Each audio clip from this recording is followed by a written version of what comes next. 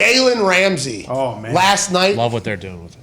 He's everywhere. Yeah. He is fucking everywhere. He's like Palomalu almost at this point. He was everywhere. And I loved, speaking of Jalen Ramsey, I loved how the refs called the taunting.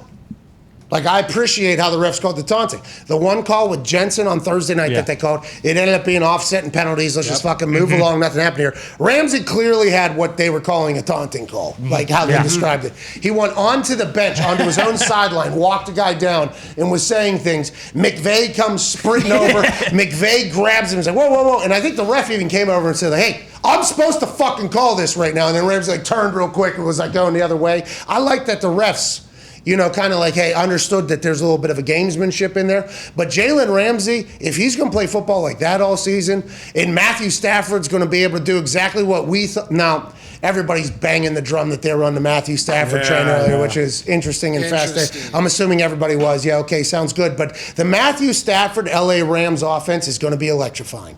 We expected it to be. We thought it was going to be. And that's strictly because if you hadn't watched a Detroit Lions game, all you did was look at the Lions stats for so long in their record and say, oh, that team fucking stinks. And normally in the NFL, when a team stinks, you point right at the quarterback because the quarterback has somehow claimed ownership over a win-loss stat, even though it's an entire team sport. That's just the way we live. So Matthew Stafford, I don't think ever got the respect that he deserved in Detroit, strictly because Detroit Lions fucking stunk when he was there. Stank. Now, people won't talk about the potential curse of Calvin Johnson being forced to give his money back and Barry Sanders being forced to give his money back. Maybe they need to take some sage into the training room like FC Richmond and fucking turn that whole thing around. But Matthew Stafford, if you watch the Lions, never once did you say, this is that guy's fault. This guy is losing. They're losing because of this guy right here. I got a chance to see it live. He was now they did lose.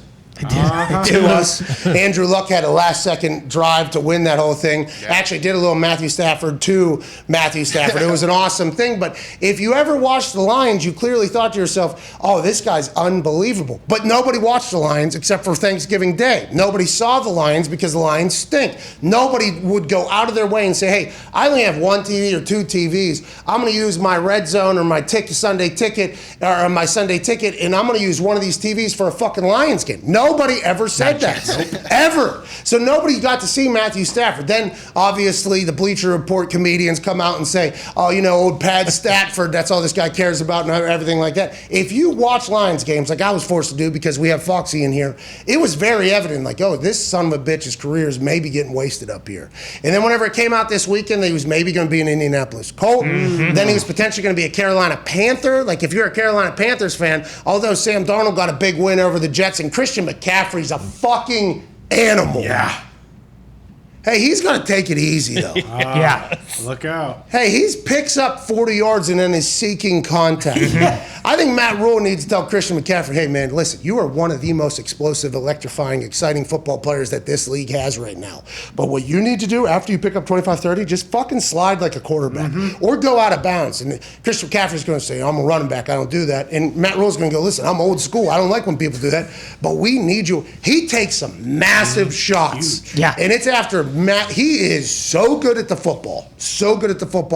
And he is reckless and careless out there. I mean, and by reckless and careless, I mean this in a good way. It's why he's so good. He hits a hole going 200 miles an hour. I mean, he is gone out there. But I watch and I think to myself, Carolina Panthers got to be thinking to themselves, hey, I hope that this guy survives this season. He is so fucking good at football. And by the way, Teddy Bridgewater with Carolina last year, if he is Christian McCaffrey, probably still in Carolina. Instead, now he's in Denver doing Teddy Bridgewater stuff, getting wins. Shout out to the Denver Broncos, by the way. Von Miller ate a little bit. I mean, it's nice to see them get a win. Nice to see Teddy Bridgewater do well. But allegedly, the Carolina Panthers were in on Matthew Stafford until the Rams made this last-minute jump for him. And just the thought of Sean McVay's offense with who they... Deshaun Jackson ate last night. Yeah, he's playing. I mean, Deshaun Jackson, Cooper Kupp's all the way back. That squad with that defense, I think they zoomed in on Jalen Ramsey after a touchdown bomb, that touchdown bomb from Matthew Stafford, and he was yelling very loud. Yeah. And I almost wanted to grab the video and say,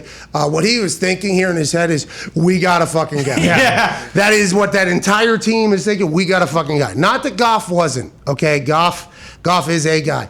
But whenever Stafford plays, I mean, he is just fucking, and he runs, he's a competitor. I mean, it's just like, That is going to be so much fun to watch, and they got to play fucking Indianapolis Colts this week. Watch out.